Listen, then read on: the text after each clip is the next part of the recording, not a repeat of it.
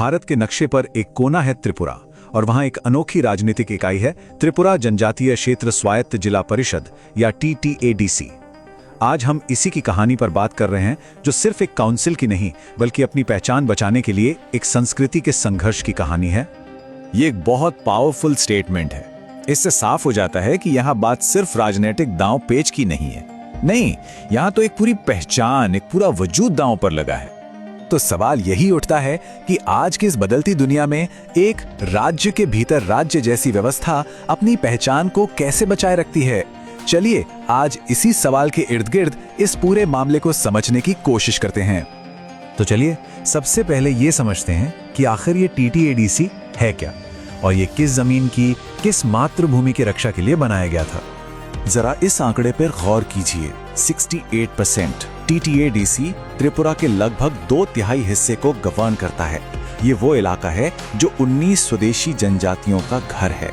तो समझ लीजिए, ये सिर्फ जमीन का टुकड़ा नहीं बल्कि अपने आप में एक पूरी दुनिया है। तो TTADC का मतलब क्या है? देखिए, ये सिर्फ एक एडमिनिस्ट्रेटिव बॉडी नहीं है। इसे बनाया ही इसलिए गया था कि ये स्वदेशी त्रिपुरासा लोगों की जमीन, उनकी संस्कृति और उनके स्वशासन के लिए एक ढाल का काम करे। और ये ढाल वाला आइडिया इस पूरी कहानी में बहुत जरूरी है। अब सवाल ये है कि ये ढाल, ये काउंसिल बनी कैसे? इसकी कहानी भी काफी दिलचस्प है। ये दशकों के संघर्ष के बाद हासिल हुई एक बड़ी जीत थी। ये कोई एक रात की कहानी नहीं थी। इसकी शुरुआत होती है 1967 में, जब त्रिपुरा उपजाति जुबा समिति यानी TUJS आंदोलन शुरू हुआ।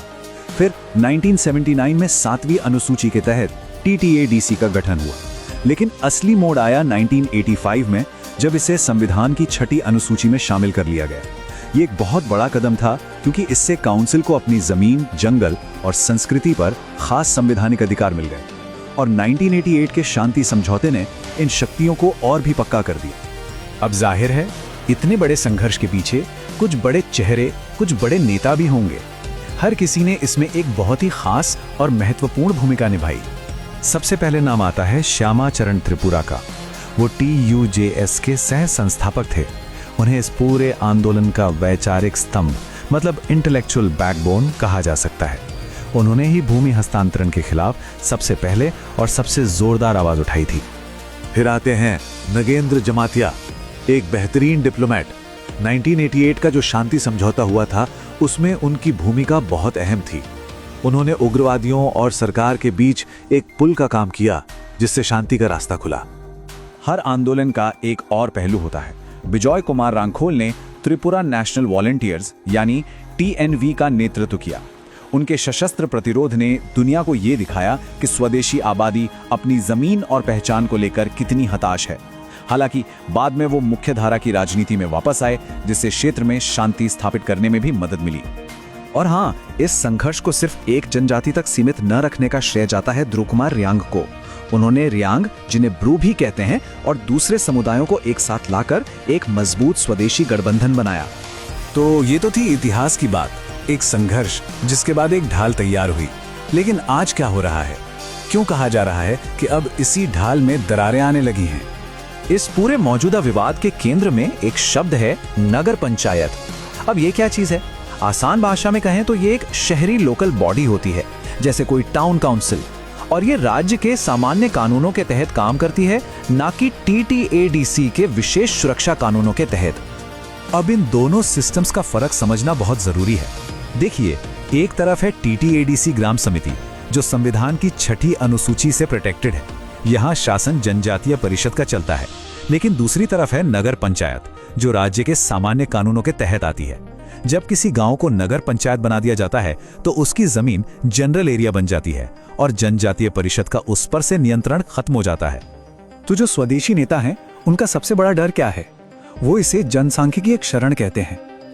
उन्हें लगता है कि ये विकास के नाम पर 6ठी अनुसूची के संरक्षण को खत्म करने की एक चाल है। उनका डर है कि इससे न सिर्फ वो अपनी जमीन पर अधिकार खो देंगे, बल्कि उनके पारंपरिक रीति रिवाज भी खत्म हो जाएंगे। ये परिषद की शक्ति को बाईपास करने की एक रणनीति के तौर पर देखा जा रहा है। तो सवाल यह है कि जमीन, कानून और भविष्य की ये लड़ाई अब किस मोड़ पर आ खड़ी हुई है और आगे क्या होने वाला है? आज की जो लड़ाई है ना, वो सड़कों पे कम और सरकारी फाइलों में ज्यादा लड़ी जा रही है। इसे अधिसूचनाओं का युद्ध या वॉर ऑफ नोटिफिकेशंस भी कहा जा सकता है। मतलब गांव की सीमा तय करने से लेकर वोटिंग लिस्ट तक हर प्रशासनिक फैसले पर विवाद है, क्योंकि हर एक छोटा फैसला जमीन पर बहुत बड़ा असर डालता है। और यही बात हमें इस पूरे मुद्दे के सार तक ले आती है। लड़ाई का फोकस बदल गया है।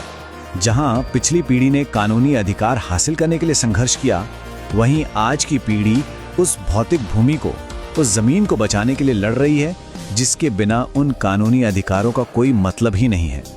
तो हम आज की इस चर्चा को इसी एक बड़े सवाल के साथ खत्म करना चाहेंगे। जब आधुनिकता और क्षेत्रीय अखंडता के बीच टकराव होता है, तो भविष्य का फैसला कौन करेगा? ये एक ऐसा सवाल है जो सिर्फ त्रिपुरा के लिए नहीं, बल्कि दुनिया भर के कई समुदायों के लिए मायने रखता है।